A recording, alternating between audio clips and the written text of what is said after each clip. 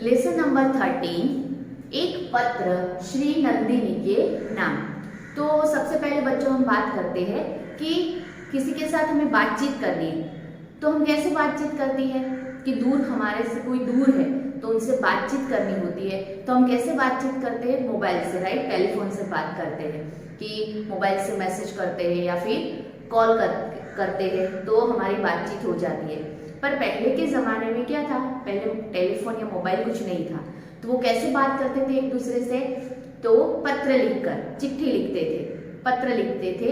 इस तरह वो एक दूसरे के साथ संवाद यानी कि बातचीत करते थे कि एक जगह से पत्र लिखा जाए, फिर उनको जब दूसरी जगह जिसको पत्र भेजना है उनको मिले, वो रीड करें, फिर उनका आंसर वो पत्र लिख के वापस उनको सेंड करें। तो इस तरह पहले का जो संवाद था, पहले जो बातचीत थी, वो इस तरह लेटर से लिखी जाती थी कि कोई व्यक्ति दूर हो तो इस तरह वो बातचीत कर लेते थे। तो यहाँ एक पत्र दिया गया है श्री नंदिनी के नाम। तो सबसे पहले हम बात करें कि जो हमारा राष्ट्रगान है कि जन गण मन, राष्ट्रगान है, वो किसने लिखा था? तो आप सबको पता ही होगा कि हमारा जो राष्ट्रगान है जन गण मन, वो लिखा था रविंद्रनाथ टैगोर ने। तो रविंद्रनाथ टैगोर है, उन्होंने राष्ट्रगान लिखा था जन गण मन। और हम बात करें कि रविंद्रनाथ टैगोर वो एक महान लेखक भी थे, साहित्यकार भी थे और चित्रकार भी थे, और शिक्षा संबंधित महान जो साहित्यकार बोलते हैं वो भी थे। तो उन्होंने सिर्फ हमारा ही राष्ट्रगान नहीं बनाया था, परंतु हमारे पड़ोसी जो देश है, हमारे बगल में जो देश है बांग्लादेश, उनका जो राष्ट्रीय गान है वो गान है आमार सोनार बांग्ला, वो भी उन्होंने बनाया था और बांग्लादेश वालों ने उनको राष्ट्रीय गान बना दिया। तो उन्होंने इस तरह 2 राष्ट्रगान की रचना की थी। और हम देखें कि उन्होंने कई सारे गीत भी लिखे थे। तो उन्होंने जो गीत लिखे थे, वो कितने गीत लिखे थे? तो 2230 गीत लिखे थे उन्होंने, गीतों की रचना की थी। और उन्होंने 8 साल की आयु में उन्होंने महज करके एक कविता लिखी थी। महज नाम की कविता थी जो उन्होंने 8 इयर्स की जो उनकी आयु थी, अवस्था थी, उसमें उन्होंने ये पोयम लिखी थी। तो इस तरह वो महान साहित्यकार थे और लेखक भी थे और चित्रकार भी थे। तो उन्होंने अपनी पौत्री किसे कहते हैं? तो पुत्र की पुत्री होती है, उसे कहते हैं पौत्री। तो हम शब्द अर्थ लिखे,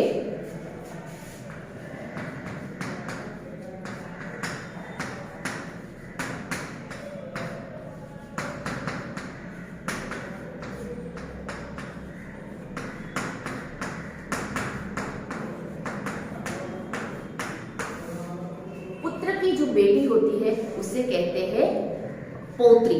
तो जो रविंद्रनाथ टैगोर थे, उनके पुत्र की बेटी, उनका नाम था श्री नंदिनी, पर उनका जो उपनाम था यानी कि प्यार से उनको क्या बुलाते थे? पुपुमणि।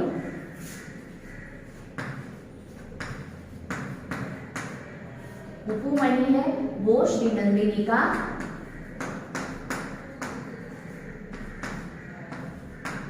उपनाम है,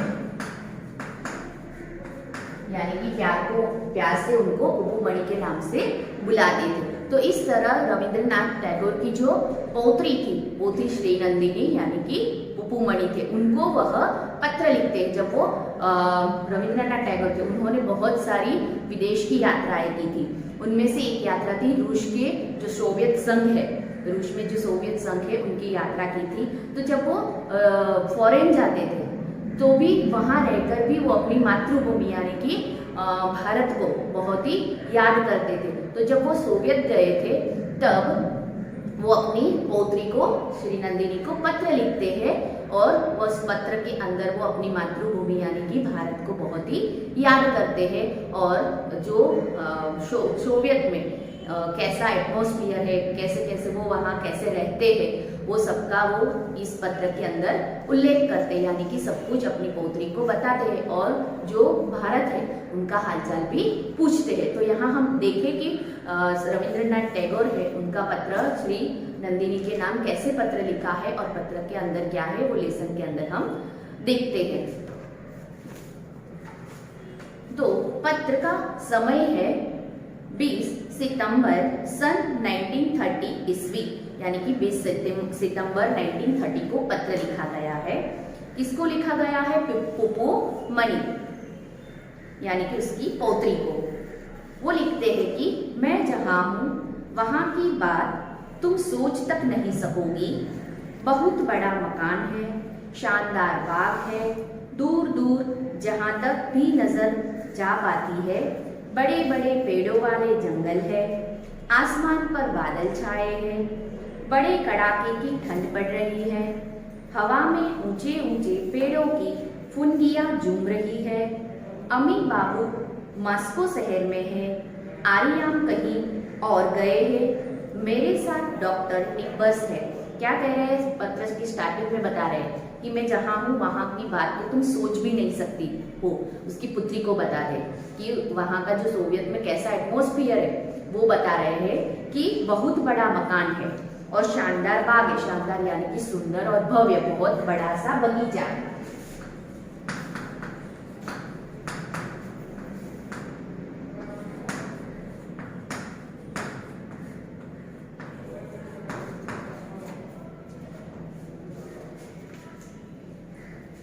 तो एक बड़ा सा मकान है, वो बड़ा सा शानदार सा एक बगीचा बाग भी है वहाँ, और दूर दूर तक नजर जहाँ हमारी पहुँचती है वहाँ तक बड़े बड़े जंगल हैं।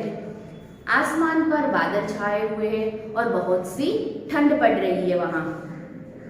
हवा में ऊंची ऊंची पेड़ों की फुनगियां झूम रही है, यानी कि पेड़ बहुत ऊंचे ऊंचे हैं और पेड़ों की फुनगियां किसे कहते हैं? तो जो टहनी होती है, पेड़ की टहनी, उसका जो लास्ट वाला पार्ट होता है उसे कहते हैं फुनगियां।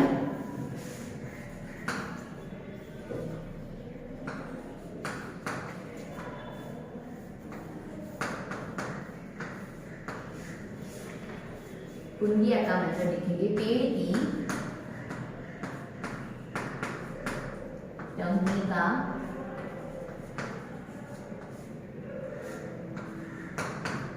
अंतिम भाग।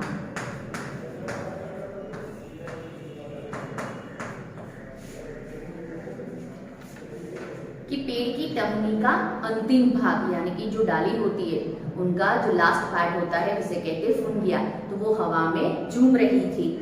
अम्मी बाबू मॉस्को शहर में, उनके साथ कौन कौन थे? अम्मी बाबू और आर्यम दोनों थे, और डॉक्टर टिम्बर्स थे। पर जो अम्मी बाबू थे, उनका नाम है अम्मी बाबू, वो कहाँ गए थे? मॉस्को शहर में। और आर्यम, यानी कि आर्यम नाम है, वो कहीं और गए थे। मेरे साथ डॉक्टर टिम्बर्स थे। रविंद्रनाथ टैगोर के साथ सिर्फ डॉक्टर टिम्बर्स थे, और जो आर्यम थे और अम्मी बाबू थे वो दोनों कहीं और गए थे। घड़ी पास में नहीं है, पर लगता है कि सुबह के 8 बजे होंगे। उनके पास घड़ी नहीं थी, पर वो एटमॉस्फेयर देख के ऐसा अंदाजा लगाया था उन्होंने कि लगभग सुबह के 8 बजे होंगे। नींद खुली तो देखा कि खिड़की के बाहर अभी भी काफी अंधेरा है, आसमान तारों से भरा है। चुपचाप पड़ा सोता रहा।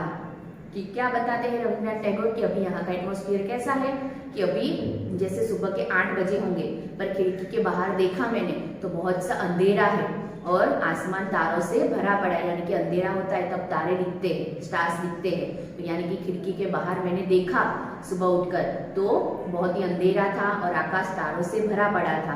तो मैं भी चुपचाप सोता रहा, नहीं जल्दी उठा। उसके बाद जब थोड़ा थोड़ा उजाला हुआ तो बिस्तर से उठा और मुंह धोकर चिट्ठी लिखने बैठ गया। फिर थोड़ा थोड़ा उजाला हुआ जैसे ही तो मैं उठ गया और सीधा कि मुंह धोकर चिट्ठी लिखने बैठ गए, यानी कि पत्र लिखने बैठ गए। किसको पत्र लिख रहे थे? अपनी पौत्री को पत्र लिख रहे थे, पुप्पू मणि को। पहले बापू के नाम एक लंबी सी चिट्ठी लिखी है और अब तुम्हें लिख रहा हूँ। पहले बापू यानी कि गांधी बाबू को पहले लंबी सी चिट्ठी लिखी, जो गांधी बाबू थे तब वो, तो उन्होंने पहले किसको चिट्ठी लिखी? गांधी बाबू को। और दूसरी चिट्ठी तुम्हें यानी कि अपनी पौत्री श्री नंदिनी को चिट्ठी लिख रहे हैं। भूख लगी है, यहाँ की नौकरानी अंडे, डबल रोटी और चाय लाने ही वाली है। वहाँ तुम शायद अब तक जग गई होगी, क्या बोल रहे हैं कि बहुत ही भूख लगी है सुबह। तो ब्रेकफास्ट में वहाँ की जो नौकरानी थी, मेड, वो क्या लाने वाली थी? अंडे, डबल रोटी और चाय लाने की वाली थी। उनका ब्रेकफास्ट बता रहे हैं कि यहाँ हम कैसा ब्रेकफास्ट कर रहे हैं कि वहाँ तो शायद अब तक जग गई होगी, कि वहाँ तो अभी जो रविंद्रनाथ टैगोर थे वहाँ तो अभी एटमॉस्फियर ऐसा था और ठंडी थी बहुत ही, इसीलिए वहाँ अभी तक उठे नहीं थे वो। पर वो इंडिया की बात करें कि तुम तो अभी भारत में हो, तो तुम तो अभी वहाँ उठ गई होगी और तुम्हारा कोको पीना हो चुका होगा। कोको पीना यानी कि तुमने कोको, जो हम जैसे कि हम बॉर्नविटा पीते हैं, दूध पीते हैं, चाय पीते हैं, तो वहाँ वो श्री नंदिनी है वो कोको पीती होगी।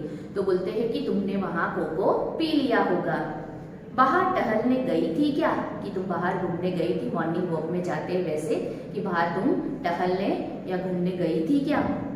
हो सकता है तुम्हारे आसमान में बादल घिरे हो और खूब पानी बरस रहा हो।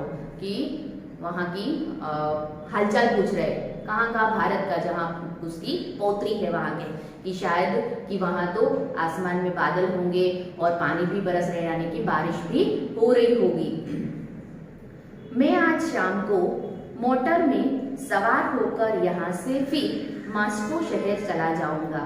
कि मैं आज शाम को मोटर से यानी कि कार से कहाँ चले जाएंगे? मॉस्को शहर में। वहाँ हम एक होटल में रहते हैं। यहाँ जैसा सजा सजाया सुंदर मकान वहाँ नहीं है। क्या बोलते हैं? कि वहाँ हम होटल में रहते हैं और वहाँ सजा सजाया यानी कि ऐसा जहाँ यहाँ मकान है वैसा यहाँ सुंदर मकान नहीं है मॉस्को शहर में। पर यहाँ मुझे नहीं रहना है, मुझे मॉस्को शहर जाना है।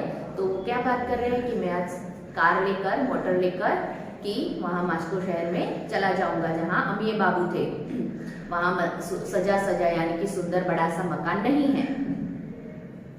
तो यहाँ तक हमने जो चैप्टर देखा, ये जो पत्र लिख रहे हैं रविंद्रनाथ टैगोर अपनी पौत्री को, श्री नंदिनी को, तो यहाँ अपने एटमॉस्फेयर के बारे बता रहे हैं और वहाँ का भी जो एटमॉस्फेयर कैसा है वो भी उनको पूछ रहे हैं नंदिनी को। तो यहाँ तक हमने देखा। आगे का जो लेसन है वो हम नेक्स्ट वीडियो में देखेंगे। So thank you, have a nice day.